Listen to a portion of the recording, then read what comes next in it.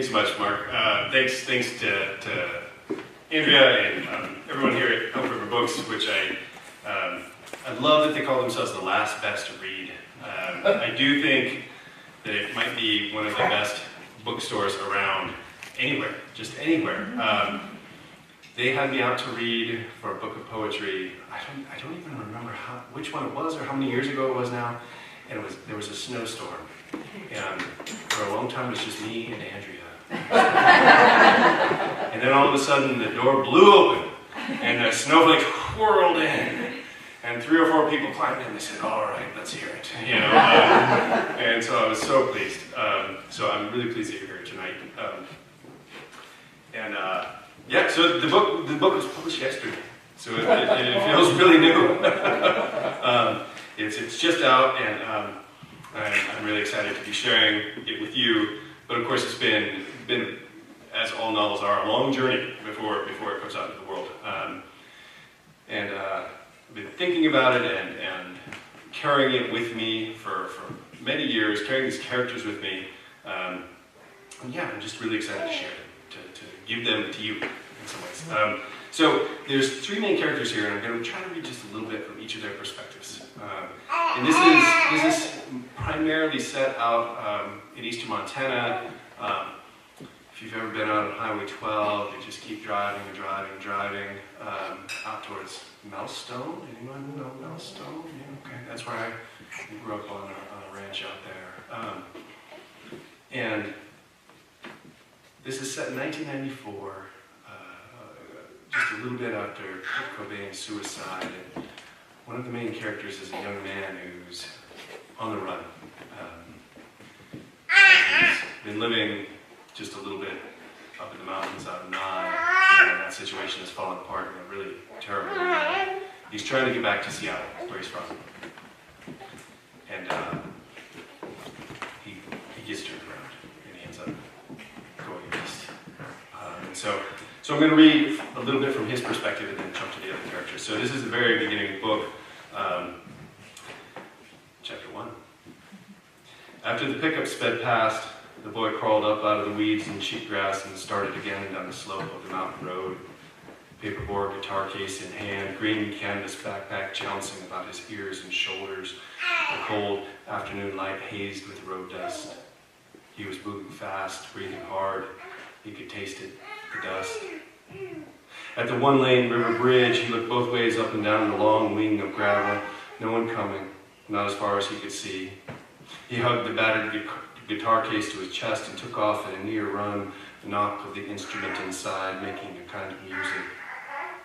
The rusted struts of the old bridge rose above him and slid over him, and the thick cross-hatching shadows darkened his vision at times. He breathed as he ran. When he was halfway across, a fishing boat bobbed around the upriver bend, fly lines curling through the air and lighting on the deep green water. The man at the oars spotted the boy and lifted his chin in acknowledgement. Fuck. Here he was, a kid, 16, but so skinny and small, people often mistook him for younger, with an army surplus backpack and a guitar, running across a nowhere bridge on a nowhere road in the middle of the afternoon. Anyone who saw him would be sure to remember him. Fuck, fuck, fuck. He slowed, waved back, tried to pretend everything was okay, was as it should be. He'd gotten good at pretending. Across the bridge and out of sight he ran again. His heart sounded hard at his ears.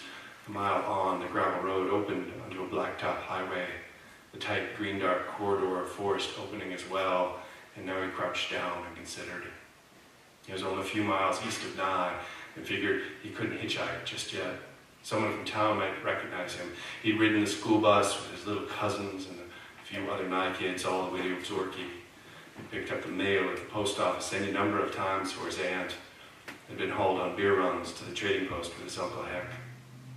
That was before Heck had stopped letting him go to school, go anywhere for that matter, before it got bad. Huddled in the grass and pine saplings at the edge of the road, the boy dug his hands into dead needles and gritty, fungal-smelling soil. Don't think about Heck's astonished face, the weight of the splitting maul. His heart a hot, mad animal in him, the boy rocked and leaped up and ran along the blacktop, his footfalls loud, the impossibly large strides of his shadow somehow matching his own. And then he held up, cursed himself for being so dumb, and crashed down through the ditch and into the woods. He leaned against a pine and caught his breath. He had to be smart about this. These were the hours that mattered most. The road would be faster, but he couldn't risk being spotted. If he tried to run in the woods, he'd trip over a root or rock and break his ankle. He decided to split the difference and parallel the road just inside the forest. He moved slowly, carefully, watching his every step. The slope of the land was steep and uneven. The runoff creeks coursed with meltwater. Barbed wire fences sliced along property lines. Wherever there'd been logging in the past decades, Heck had at least taught him the woods. The pines grew dog-hair tight, the forest dark and dusty with sharp dead staves below the canopy. The boy thrashed through as best he could, though he tore his flannel and scratched his arms where he rolled his sleeves up. He was worried the guitar case wouldn't hold, or that his shoes, ratty chucks with slick soles, would blow out. An hour on, maybe more, fuck it, he made for the road. And at the sun at his back, he came up the berm and kicked through the beer cans and deer bones and the verge. The first couple of times he heard a vehicle, he again threw himself into the bar ditch. Eventually, though, he realized he wouldn't be able to tell who was a local and who wasn't. Not until he saw the gun rack or the fly rods in the back window. Not until they were long gone. The sun dipped behind the blue shoulders of the bear tooths, and the boy shivered. He hoped maybe the fishermen were calling it a day and heading back to their lodges or fancy hotels or wherever they stayed. At his back came the far grind of an engine. He resisted the urge to flatten himself in the weeds and stepped just off the blacktop, stuck out his thumb.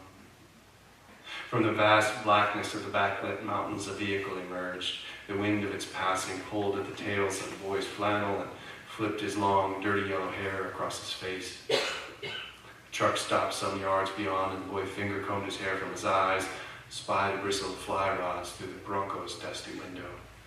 The whole of him unclenched, a hard knot of held breath draining from his lungs. Where to? One of the fishermen, gray waders, rolled down around his waist, silver can of beer in hand, and already out and leaning the seat forward so the boy could climb in. The interstate, if you're going that far. The boy lifted his guitar in first, then hauled himself in. He had to clear away plastic boxes of bright, feathery flies and fast food wrappers and beer cans and crumpled sweatshirts and a couple of grungy ball caps to make room. It's a mess back there. The driver wore dark glasses despite the fading light and lifted a can of beer to his lips, sipped. The boy flinched. The driver, with his short red-brown hair and neatly trimmed goatee, didn't look a thing like his Uncle Heck. But the dark glasses, the way he draped his hand over the wheel, wedged the can of beer in his crotch, was all too familiar. No worries, the driver said, his voice deep and steady. We take turns when we go fishing. Driver only gets one beer on the river, one beer on the road. The other man, lanky, patchy blonde stubble stippling his jaw, folded himself into the cab and slammed the door. He grinned at the boy over the back of the bench seat. But the passenger, he said, laughing. Gets to get shit canned if he feels like it. The driver checked his mirrors and eased the Bronco back onto the highway. The passenger, still laughing at his own joke, cracked another Coors Light. I'm Zach, he said. That ugly bastard behind the wheel is Cal. Kurt, the boy said, though his name was Justin. All right, Kurt, the interstate it is, or hell, if you want, we can take you all the way to Billings. Billings was where Uncle Heck had picked him up last fall. Justin remembered the dirty marble floors and the high, intricately patterned ceilings of the old Greyhound station, and when they'd stepped out onto the street, right in front of them was a dancing man with 3 pink plastic clamshell hair clips in his beard. Fucking bums, Heck had said. Degenerates. The whole city has gone to shit. Justin wasn't sure how far east Billings was. He thought to hitchhike straight west once it hit the interstate, but his uncle was right. Billings had almost been like a real city. He could likely busk his way into a little money there, maybe enough for a bus ticket. It'd be safer on the bus, and he could sleep more easily. Pine shadows striated the highway. The evening began to pool and deepen in the road ditches, in the mountain valleys below and beyond. Now that he was sitting, Justin felt a bone, deep tiredness ripple through him. How long ago he woke, weary and sick in the pre-dawn forest. He tried to tally the hours between then and now, but stopped short of the moment he ran hell-bent from the barn with the maul held hard in his hands, the moment he brought the maul down on the soft place where Heck's thick neck jointed into his chest. "Billings would be great," Justin said, swallowing against the bile rising in his throat, the fear and fury and gut-hollowing shame. "Thanks." No sweat. Zach took a long drink, smacked his lips, and went on. "Good day on the river. Rainbows are running." Cal landed a 20-incher. At this, he punched the driver lightly on the shoulder. "Lucky bastard." Justin's mind flashed to the creek back of the trailer park in Bremerton and the astonishing colors of the spent salmon, their dark, mottled bodies drifting in the shallows. "Yeah, man," Zach sighed. "Good action all around. Always a good day on the river." Zach drank again and dropped the empty to the floorboards where it tinged and rolled. Then he hooked his elbow over the bench seat and turned to look right at Justin. Really took him in. Green canvas backpack, beat-up guitar case, long blonde hair, silver studs in his ears, sharp face and small, almost girlish ears and nose, knob of chin. Zach studied the boy a moment longer and then, as if deciding, turned to the tape deck. "You got a guitar there. You like music, Kurt? How about Springsteen? The boss, right?" Before Justin could answer, the speakers crackled and came alive, and they drove on for a time, no one saying anything but the boss, who was long gone, who was on fire, who was going down, down, down. The blacktop slid beneath them, the mountains faded into the deepening evening, and Justin leaned into the dusty plastic mesh of the speaker, into the noise, and slept. So that's our first character. That's Justin on the run. Looks a lot like Kurt Cobain, though a younger version of him. And I knew a young man the summer I turned 16. I worked with him at the county school. We were janitor's assistants, which is just about the worst job you can have. It's even worse than janitor to be the assistant. So, I thought I was the only one who had the job, but I showed up there and he was just there, and there was this kid there, and he had this long blonde hair and had earrings in both ears.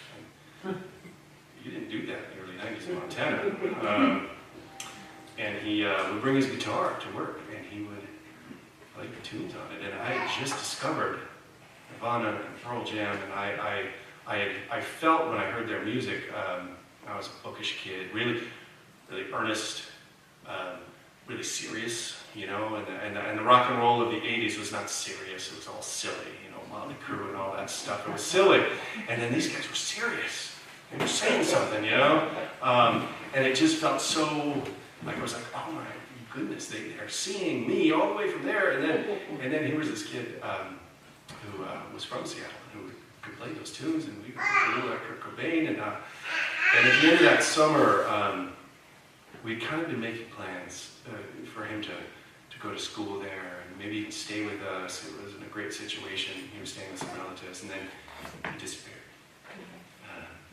And his disappearance is something I've carried for a long time. Where he went, what happened, I don't know. And I started thinking about him again. I've written about him in other ways, but I started thinking about him again during the pandemic when we were all a long ways from each other. He came back to me, and I started thinking, you know, what if you would have run into someone like my grandfather, who was the father figure who raised me. My father died when I was young. My grandfather was a fundamentally decent and good man, who also happened to live into the latter half of the 20th century, and who didn't recognize some of the world around him, who was trying to figure it out, struggling to figure it out, but still just a good human being. And so this is our other character here, Rene Bouchard, who's also kind of run away, and he is his wife of many years has just died, and he doesn't know what else to do but run out to his ranch, which is about 30 miles north of the little town they live in. And so he's run out to the camp house out there. And this being a novel, of course, all the characters have to converge, right? That's just the rules. And so I'm going to read just a little section of when We'll just have to see how it happens, how it gets there. But Justin first shows up there, and he shows up, and Renee's dog, O'Malley, starts trying to hurt him. So this is just after that. So this is Renee Bouchard. The boy's shirt. Oh, and it's also lambing season. So this is April, right? So this is just as lambing season is getting going. So the boy's shirt flapped out behind him as he looked across the road, his yellow hair hanging in his eyes. Renee worked a hand across his jaw and wished he had a hat to loan the kid. Viv and Leanne used to tie their hair back with a handkerchief, but Renee didn't know if he could suggest a thing like that to a boy. Didn't know the rules anymore, if he ever had. Renee put his shoulder to the shed door and rolled it open another couple of feet for what light there was, and instructed O'Malley to keep watch. He pulled his penlight from his shirt pocket and stepped into the straw and dust and shadow of the shed. Justin, framed and backlit at the threshold, hesitated a moment, then followed. Even for the evening light, the shed was dark and still. The Coleman lantern burned across the way atop the table at the lambing station, and Renee swung his penlight in a slow arc. Most of the sheep were up, chewing their cuds and nosing one another. Some were settled down on their bellies or on their sides. Renee moved through the herd, talking to the sheep. Behind him, the boy breathed. Are these sheep? These are sheep. You don't have cows? No. Oh. Before Renee had gone out to find O'Malley herding this long-haired kid up and down the road, he'd had his eye on a ewe in the northwest corner of the shed. She hadn't been showing, but was hoofing at the straw, circling by, huffing. He'd hung his hat up and washed, lit the lantern. Are we going to feed the sheep? They've been fed. Renee took another couple of slow steps. He could almost hear the gears turning behind him. What are we doing then? We're looking for ewes in labor. The soft crunching sounds of straw, the grunting and bleats of the sheep. You mean labor like they're going to have a baby? A baby sheep? Yep. Really? You're just in time for lambing season, Justin. If I didn't know better, I'd have thought you planned it. Renee grinned at his joke and swung the penlight. I believe there's one over this way. Let's take a look. They found the ewe down, eyes closed, and neck stretched, her cheeks scraping the straw down to hard dirt. The boy leaned into the cone of light and straightened up and backed away. The ewe's water had broken, a red membrane pooled at her backside, blood on her wooled legs. Is it supposed to look like that? Is that okay? Nothing wrong yet. We'll just have to wait and see. So they did. There in the low, sloped corner of the shed, they waited. Renee clicked off the penlight to save batteries, and the darkness eddied about them. The hum of the far lantern, and the night sounds of the sheep clear and soft, and the warm, ripe smells of dung and lanolin, the rich copper tang of blood on the air. Not long until they catch the moonrise, the waxing moon. Renee clicked the penlight back on. The ewe huffed and turned her face away, straining. Nothing more was showing. Renee touched Justin's shoulder. The boy flinched. Here, take this. Renee waggled the penlight. I had to wash up again. Renee crossed to the sink and wet his arms up to the elbow. He scrubbed with pumice soap, rinsed, and dried his hands and arms on a small towel hung from a nail.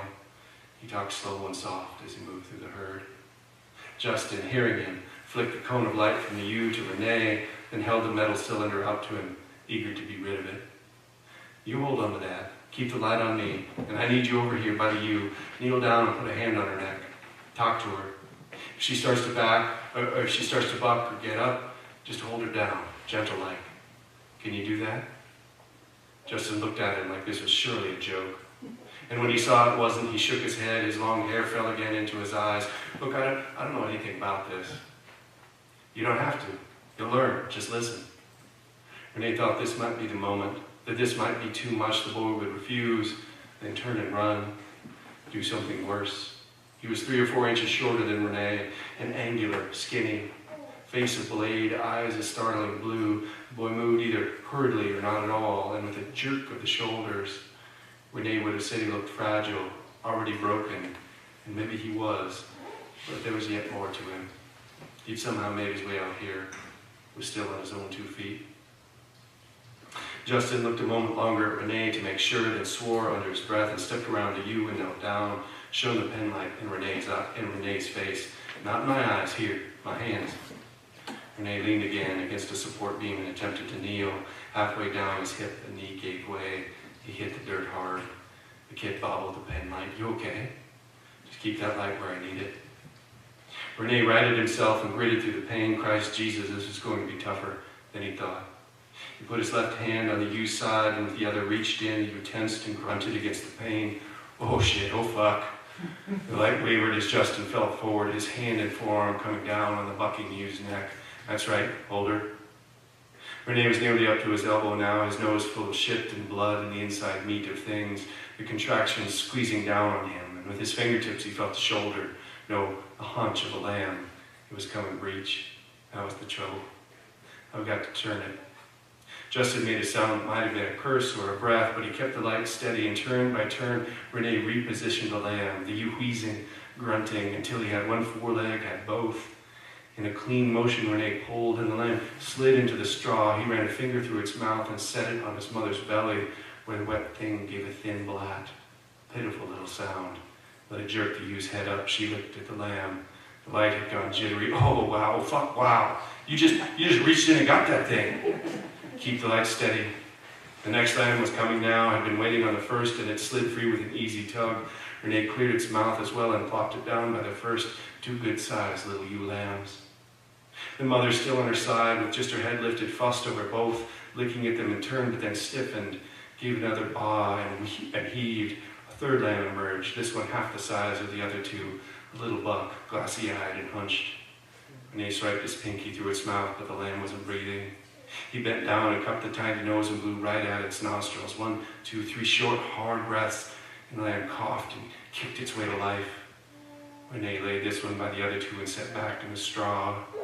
The ewe licked at the lambs and passed the afterbirth, and the whole time the kid kept up a steady stream of exclamations. The light flicking from Renee to the lambs, and the lambs to Renee. "I didn't know there'd be 3. Wow, holy shit, look at them. 3 of those little things." I'll stop that scene there. It goes on for a little bit. So I was trying. I'm with this book. I'm trying to write a book where people are attempting to be their best selves, and they're often succeeding, but they're often also struggling, as we all do, right? Because things are hard, things are complicated, and though they're vastly different people and coming from vastly different places. Renee and Justin meet each other, and there's something there that matters to each of them, and I wanted to try to write toward that, and not in a romanticized way, not in a way that's easy or silly or soap opera-y, but in a way that's true, in a way that we can do right by one another if we try really hard, right? But then the other sort of movement of the book, so the forward movement of the book takes place in mid-April 1994, across about 10 days. But then there's also sections that sort of are interspersed that all occur before. And so those are the titles of those before. And we all know that we're always carrying our befores with us. No matter where we go, no matter how far away those befores are, they're with us. And so those befores bring a great force to bear on what's happening in this particular moment and what can happen and how the various characters respond to it. And the third main character, and I'm going to read a before section here, is Leanne Pushcart, Renee's daughter, his oldest child. He has 3 sons after her, and she's a lot like him in some ways, but also a young woman from a small town, and had long felt like she had to go elsewhere to make her way in the world. It was just kind of expected in a way that Renee expected her brothers to stay, expected her brothers to take over the ranch. And she went away and began to find herself, but she also has run away, just like Justin and Renee have. And she's run back to Delphia. Her mother, Renee's wife, has been sick with cancer for a long time, and in her dying, Leanne was the one who came back and helped care for her. And then she kind of just doesn't leave. She's not sure what else to do, what's next for her. So she's the third main character. I'm going to read one of the sections from before. So, yeah, I I think that's all I need to tell you. Oh, the other thing I need to tell you is that Leanne's nickname when she was growing up was High Pockets because she grew tall really fast, right? And so her jeans were a little too high on her. She could keep her clothes that fit. So,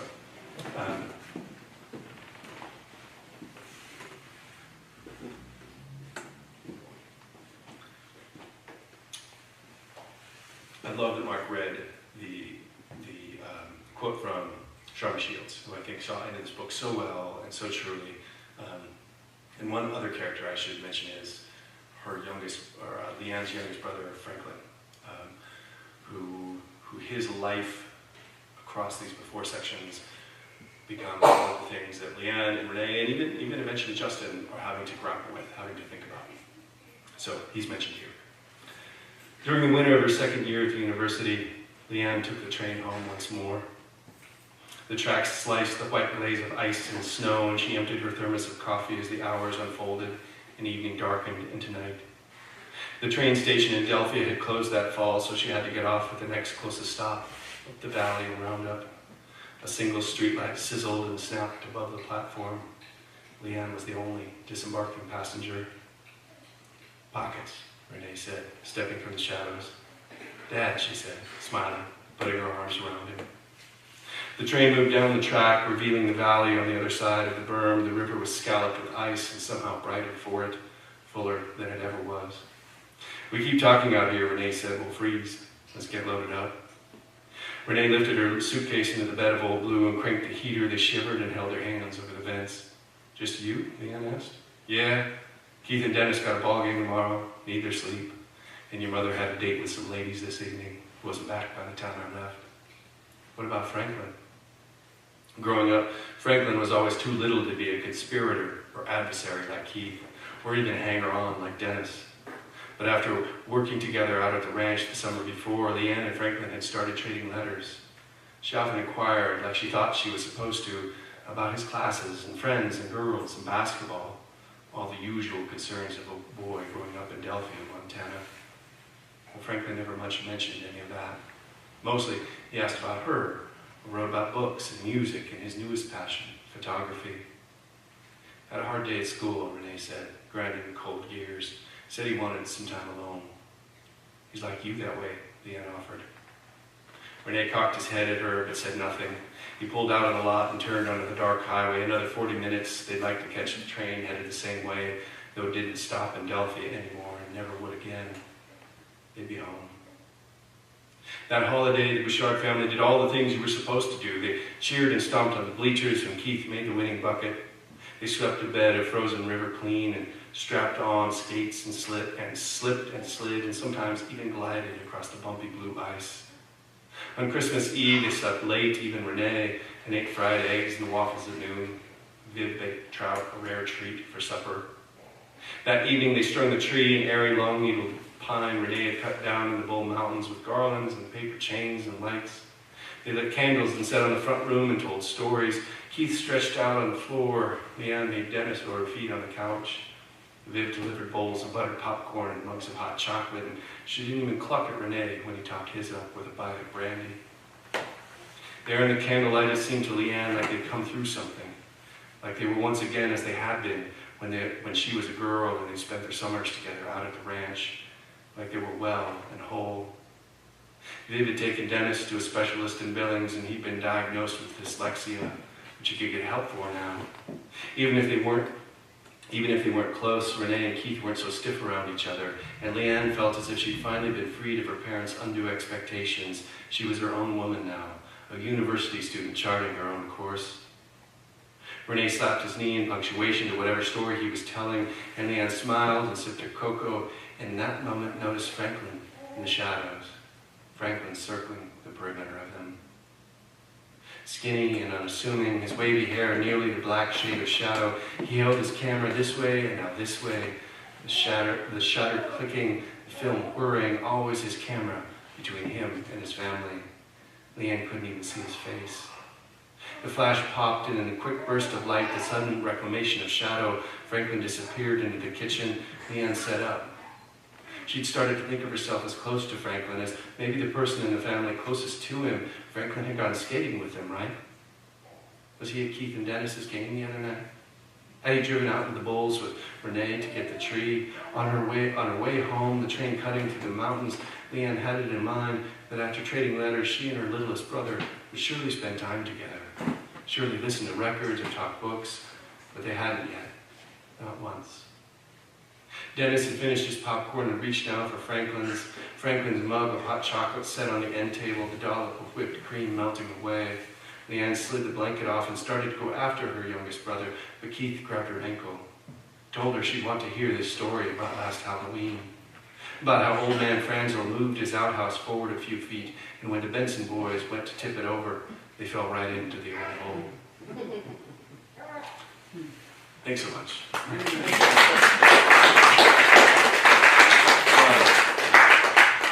We've got some time for questions, if there are any.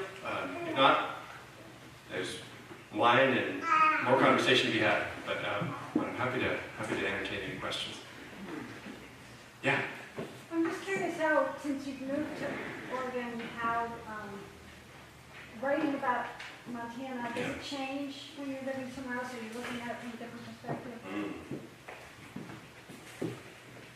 Yeah, so I lived the first 19 years of my life in eastern Montana on a little farm out of a little tiny town, and then it's been a while now. I'm going to date myself. I'm 46, so it was 38 when we crossed that divide, right, between longer outside Montana than inside. And yeah, I was talking with some folks last night. We had a book release in Billings, and there's a doubleness that's been with me ever since I left Montana. Both a sense of knowing that the person I was, the person I've become, the university professor and writer and father I am, I don't know that would have been possible if I would have stayed in the space I was born to.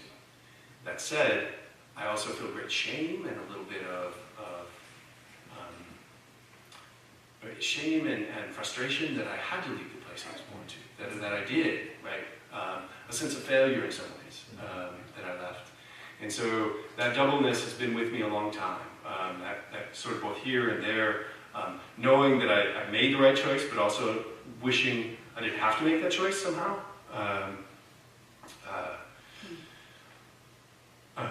My grandfather, without telling anyone, sold his ranch out from under the family when I was 14. And I think in a lot of ways, my dad had died, and he was going to be the one to take it over. He had looked at my brother and I, who were energetic and willing, but bookish and terrible on horses, and maybe given a little more to dreaminess than the willingness to wake up early and fix vents. He looked at us and he thought, these boys are going to do something else, and I don't want to have to make them think they have to do this. And so leaving Montana has been hard, still hard, not being here, but it's also been what I needed to do, who I needed to be. And I do think sometimes there's a clarity that can come with distance. There's a clarity that can come with that, but there's also I know I need to come back here. I need to reconnect. I sent the manuscript of this to a friend who's a sheep rancher along the Yellowstone, and I was just like, hey, would you read this and make sure? Like, it's been a while since I went through a lambing season. Would you make sure I got the details right? And she helped me out on a few things. I hope that kind of answers the question. Yeah.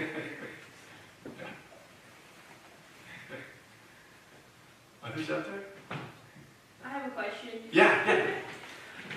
People born to these landscapes have a very close connection to place. Mm-hmm. And since your kids didn't grow up in Montana, I'm curious what kind of relationship you want them to have either to your farm or to the greater city. So, I mean, my ultimate goal, my fundamental goal is for them to have a relationship to place.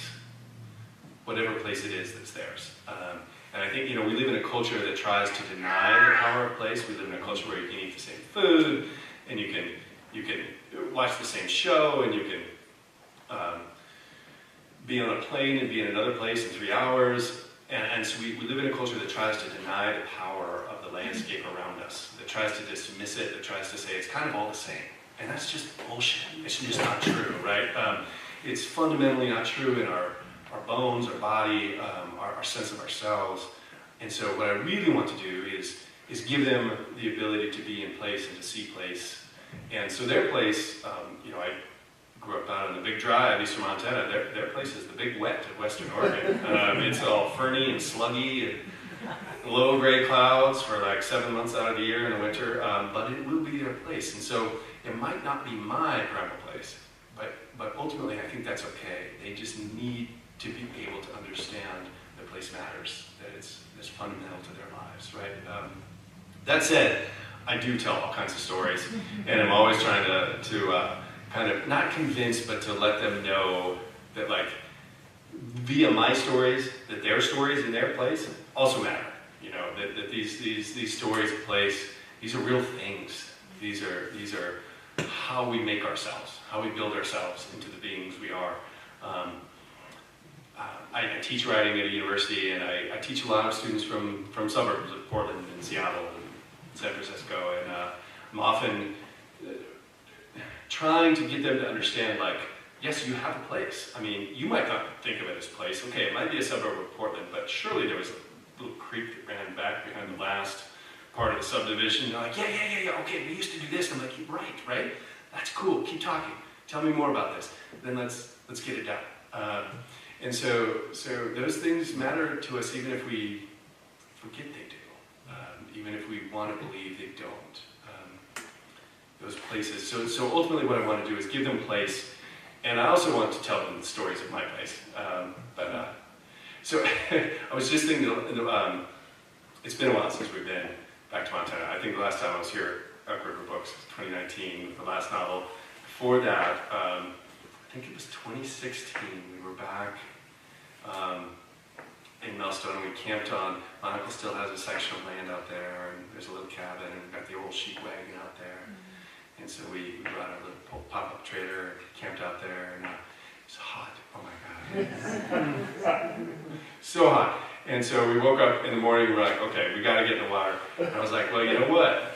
When I was growing up, and I helped dig this thing, Millstone is the smallest incorporated town in the entire United States with a public pool. So we are going to the Millstone pool, and we go to the pool, and I'm looking around, and my kid just splashing and playing with all the kids, and I was like, okay, those are Ike's.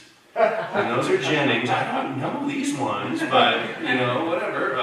So we spent the whole day at the pool there. So in the ways I can, I'm hoping they can also have these access to these stories, to a little bit of experience of the places that I come from, that their mom comes from.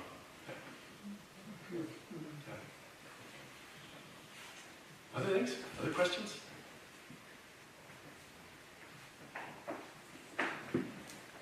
Yeah. One of the things you're talking about place is in Montana, especially on a ranch, is the connection to place is also a real clear knowledge of where food comes from. Yes. And that sort of connection to land it's not just recreational, it's also a breadbasket. And have you been able to find ways to have your kids experience that by eating the fish you catch, or? Yeah.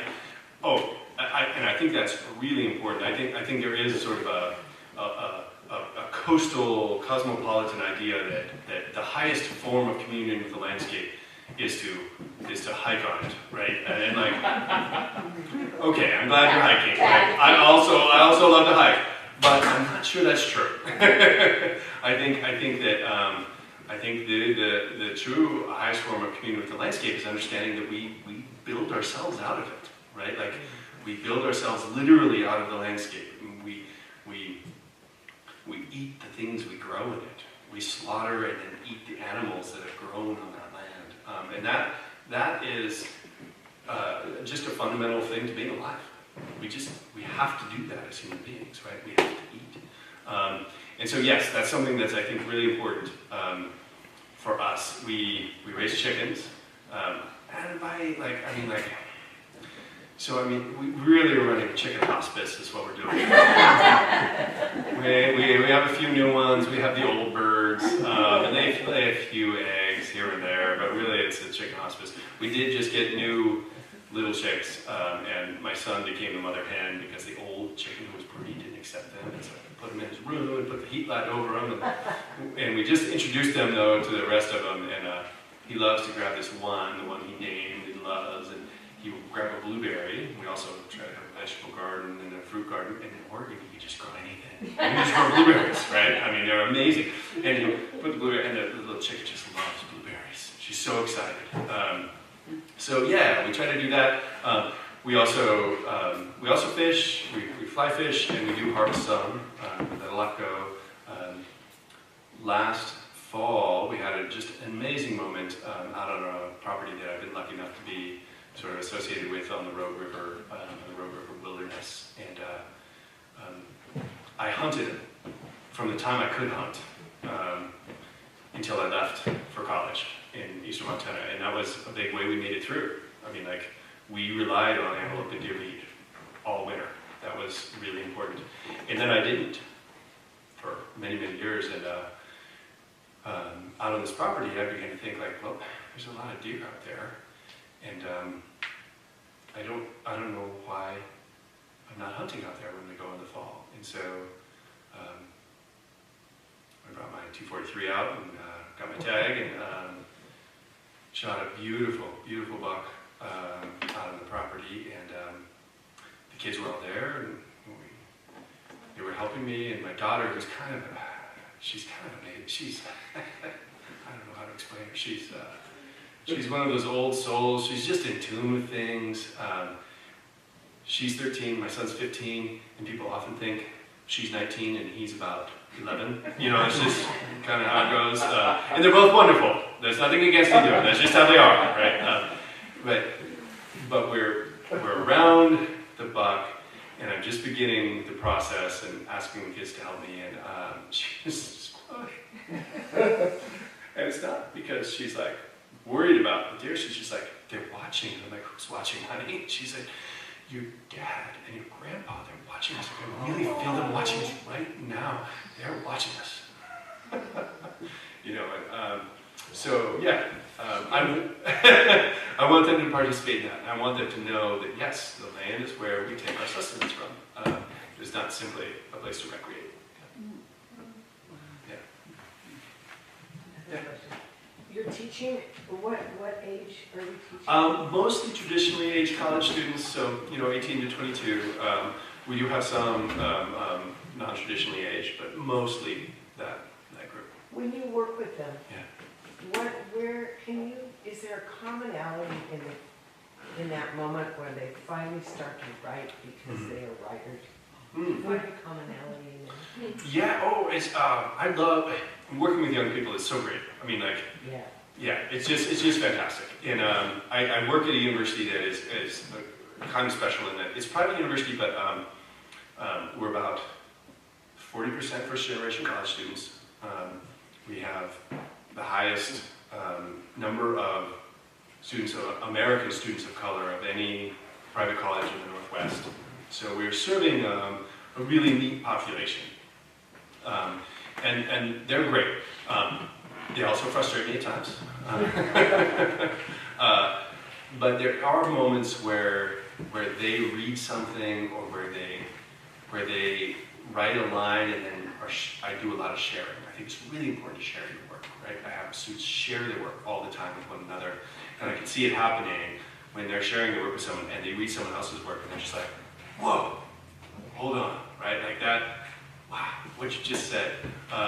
And so there are definitely those moments where they read something or where they share something with another student, and it really just kind of cracks them open a little bit. And they figure something out, they know something that they didn't know, they have a feeling, an understanding that they didn't have before. Yeah.